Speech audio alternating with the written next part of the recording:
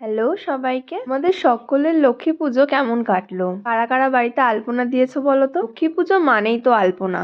আর আমরা যারা আলপনা করতে জানি তাদেরকে আশেপাশের পিসি কাকি সমস্ত বাড়ি থেকে হাঁক আসে যে একটুখানি আলপনা করে দে তো। সেই রকমই আমার একটা কাকার বাড়ি থেকে হাঁক এসেছিল যে আয় একটুখানি আলপনা করে দে। আর কথা মতো পুজোর আগেই আমি চলে গেছিলাম খড়িমাটি নিয়ে আলপনা করতে। মেঝেটা একটুখানি ড্যাম খাওয়ানো ছিল, যার কারণে এই যে গোল আলপনাটা দিয়েছিলাম তার মাঝখান থেকেই পুরো কালারটাই আসেনি, অর্থাৎ ড্যাম জায়গাগুলো শোকায়নি। তোমরা সেটা দেখলেই বুঝতে পারবে। যাই হোক, এবার বলি কোন কোন জায়গায় আলপনা দিয়েছি।